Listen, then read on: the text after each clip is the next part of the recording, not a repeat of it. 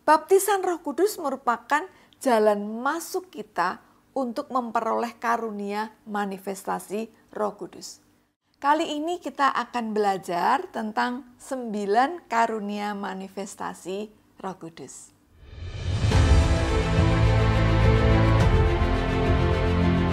Tuhan ingin setiap orang percaya itu menemukan dan mengembangkan dan memfungsikan karunia rohani yang Tuhan berikan pada kita. Apa sih pentingnya kita mengerti karunia rohani dalam diri kita? Yang pertama adalah kita dapat mengetahui potensi yang Tuhan berikan bagi kita. Yang kedua, menempatkan pelayan Tuhan sesuai dengan karunia rohani yang dimiliki, sehingga lebih termotivasi untuk melayani Tuhan, dan pelayanannya pun dapat lebih efektif. Kita harus menyadari karunia dan kemampuan itu hanya berasal dari Allah. Setiap orang mempunyai karunia yang berbeda, tetapi semua saling melengkapi. Kita harus menggunakan karunia tersebut untuk pelayanan, bukan untuk kepentingan, keuntungan, atau untuk keberhasilan pribadi. Ada 3 kategori karunia rohani. Yang pertama, karunia motivasi alamiah. Kemudian karunia manifestasi Roh Kudus. Dan ketiga, karunia 5 jawatan. Nah, Bapak Ibu Saudara, kali ini kita akan belajar tentang 9 karunia manifestasi Roh Kudus.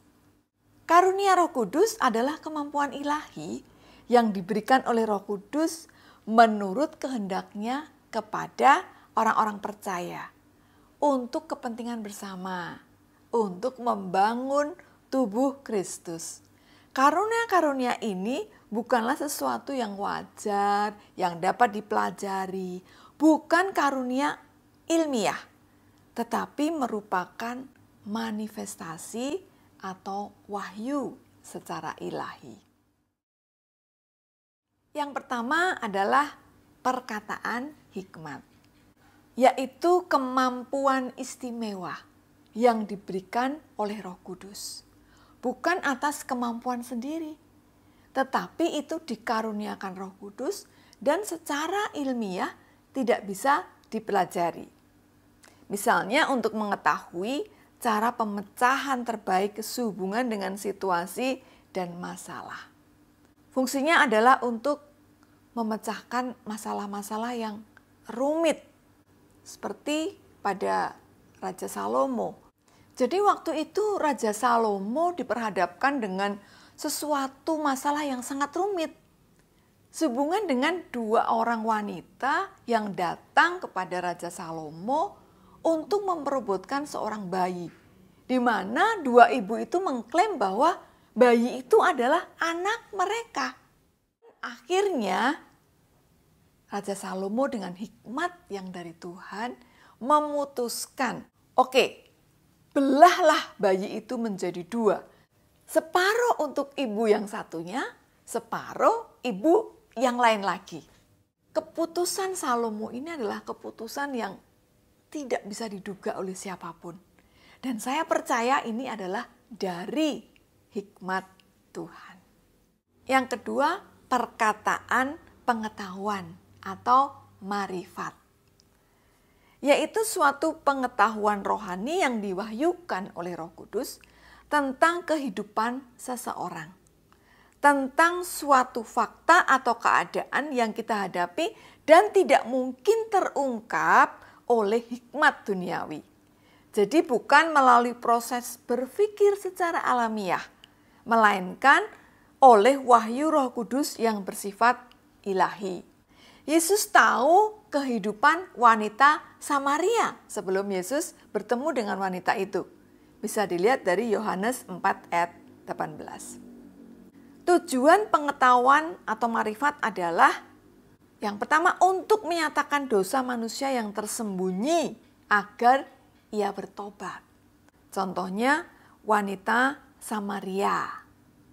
sebelum dia bertemu dengan Tuhan, dia sudah bergaul dengan banyak laki-laki yang itu bukan suaminya. Atau seperti mengetahui kelicikan Gehazi. Bisa kita lihat di 2 Raja-Raja pasal 5 ayat 26. Jadi Gehazi itu adalah hamba dari Elisa. Ketika Elisa menolong Naaman sembuh dari sakit kustanya, Naaman memberikan persembahan kepada Elisa. Tetapi Elisa menolaknya. Nah, ketika ditolak, Gehazi lah yang kemudian minta kepada Naaman atas nama Elisa. Jadi ketahuan kelicikan Gehazi di sini. Yang kedua, perkataan pengetahuan untuk menerangi pikiran, untuk mengerti. Dalam Lukas 24 ayat 45 yang mengatakan begini, lalu ia membuka pikiran mereka sehingga mereka mengerti kitab suci. Perkataan pengetahuan atau marifat ini adalah karunia Roh Kudus untuk menolong kita mengerti apa yang dimaksudkan di dalam firman itu. Yang ketiga, menyatakan sesuatu yang akan terjadi. Misalnya Yohanes di Pulau Patmos, di mana itu kemudian tercipta kitab Wahyu. Di kitab Wahyu itu dinyatakan nubuatan-nubuatan kejadian akhir zaman. Sesuatu yang belum terjadi, tetapi sudah diberitahukan sekarang. Ketiga, karunia iman, yaitu kemampuan istimewa untuk mengerti kehendak Allah pada suatu saat dan dengan kepercayaan luar biasa memperkatakannya sehingga menjadi kenyataan. Contoh, Daniel masuk ke kandang singa bukan dengan penyerahan nasib, tetapi dengan iman yang besar sehingga dia bisa menutup mulut singa-singa itu. Contoh yang lain, Elia di Bukit Karmel. Dia berdoa dengan tenang dan yakin. Dia percaya bahwa Tuhan menjawab doanya. Tuhan turunkan api. Maka api itu turun menyambar persembahan bahkan semuanya sampai dengan air-airnya. Itu adalah iman yang teguh. Yang keempat adalah karunia kesembuhan. Yaitu kemampuan istimewa dalam tuntunan Tuhan untuk melakukan tindakan iman yang menyebabkan kuasa Tuhan bekerja dan kesembuhan terjadi atas diri seseorang di luar cara-cara alamiah. Tujuannya adalah untuk meneguhkan firman Allah, mempersiapkan hati manusia untuk menerima Injil Kristus, dan yang pasti adalah menolong manusia dari penderitaan sakit penyakit. Perlu diperhatikan bahwa dengan karunia kesembuhan, kita tidak dapat menyembuhkan setiap orang jika mereka tidak memiliki iman percaya. Justru karena imannya itulah yang memberikan kesembuhan. Jadi orang sakit perlu mendengarkan firman agar imannya dibangun terlebih dahulu dan percaya kepada Kristus serta kuasanya. Karunia menyembuhkan juga tidak selalu menyembuhkan seketika. Bisa juga bertahap.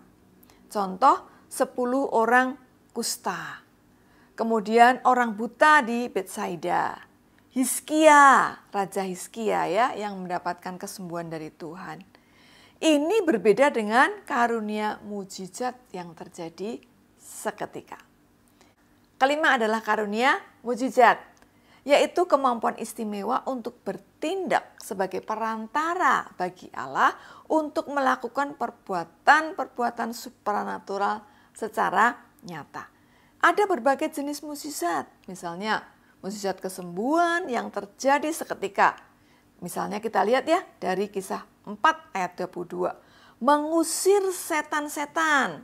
Kita lihat dari Markus 9 ayat 38 dan 39. Membangkitkan orang mati. Kita bisa lihat dari Yohanes 11 ayat 39 sampai dengan 45. Selain itu, mukjizat yang luar biasa, misalnya bayangan Petrus menyembuhkan, air berubah menjadi anggur, jubah Elia yang membelah sungai Yordan, angin ribut diredakan, memberi makan 5.000 pria dengan 5 roti dan 2 ikan. Tujuannya antara lain untuk menimbulkan rasa takut kepada Allah. Membuktikan bahwa Allah itu hidup dan maha kuasa. Mengantarkan orang banyak kepada keselamatan. Ini penting dalam pekabaran Injil dan pertumbuhan gereja. Seringkali orang-orang ketika melihat mukjizat, mereka baru percaya kepada Tuhan. Jadi mukjizat Tuhan bisa terjadi dalam pelayanan, tujuannya untuk membawa jiwa-jiwa itu datang kepada Tuhan. Yang keenam, karunia nubuat, yaitu kemampuan istimewa untuk menerima dan menyampaikan pesan Tuhan melalui ucapan yang diurapi Tuhan dan bahasa yang dapat dimengerti orang lain. Karunia bernubuat berbeda dengan berkhotbah biasa. Karena karunia nubuat ini datangnya dari Allah secara supranatural dan diucapkan oleh orang yang digerakkan oleh Roh Kudus untuk menyampaikan pesan atau isi hati Allah kepada jemaat. Ada 2 fungsi karunia nubuat ini, yaitu yang pertama mengucapkan atau meneruskan firman Allah yang telah diwahyukan oleh Roh Kudus kepada jemaat, yang sangat penting untuk membangun, menasehati, menegur para jemaat itu. Yang kedua, memberitakan hal yang akan datang atau yang akan terjadi, yang diwahyukan oleh Roh Kudus. Jadi ini bersifat eskatologi. Contoh, nubuat Nabi Agabus dalam Kisah Para Rasul 11 ayat 27 sampai dengan 29. Nabi-nabi semacam ini ada setiap zaman untuk mengingatkan orang tentang bencana, gempa bumi, perang, musibah, dan lain-lain. Yang ketujuh, membedakan bermacam-macam roh, yaitu kemampuan yang memungkinkan kita mengenali jenis-jenis roh dan membedakan antara yang berasal dari Tuhan, manusia, atau setan. Ini bukan kemampuan untuk menilai watak orang atau membaca pikiran orang, atau mengerti mendalam tentang perangai orang seperti yang dipelajari dalam psikologi, tetapi bersifat ilahi untuk menguji roh. Dengan karunia ini kita tahu roh apa yang sedang bekerja. Kita juga bisa tahu sumber penyakit, apakah alamiah karena kuman atau karena virus, atau karena akibat dosa atau serangan dari kuasa setan. Kedelapan, berkata-kata dalam bahasa roh, yaitu kemampuan untuk menerima serta menyampaikan pesan langsung dari Allah untuk jemaatnya melalui pernyataan ilahi yang diurapi dalam bahasa yang tidak pernah kita pelajari sebelumnya. Karunia berbahasa roh berguna untuk meneguhkan iman secara pribadi. Dan yang terakhir adalah menafsirkan bahasa roh, yaitu kemampuan untuk menafsirkan bahasa roh yang tidak dimengerti ke dalam bahasa yang bisa dimengerti oleh jemaat. Agar jemaat juga diteguhkan imannya dengan adanya perkataan berbahasa roh itu. Dengan adanya bahasa roh itu.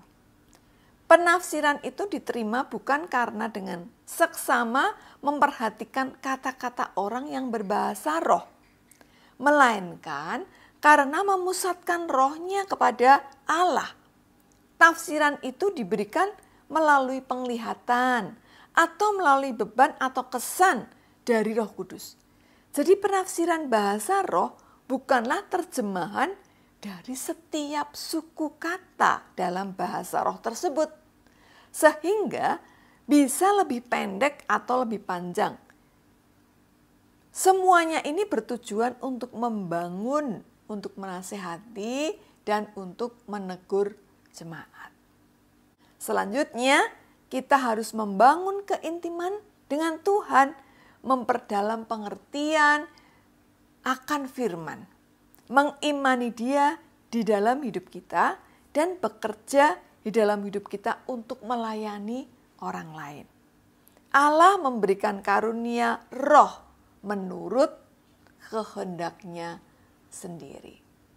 Kalau Bapak Ibu ingin mengerti lebih jauh, apa karunia manifestasi Roh Kudus yang Tuhan berikan untuk Bapak dan Ibu dan Saudara, maka Bapak Ibu Saudara bisa klik link yang ada di deskripsi. Kami menyediakan kuesioner untuk diisi di situ. Saya harap ketika Bapak Ibu sudah menerima kuesioner ini dan sudah mengisinya, Bapak Ibu lebih yakin lagi bahwa karunia manifestasi Roh Kudus itu ada bagi Bapak Ibu Saudara. Tuhan Yesus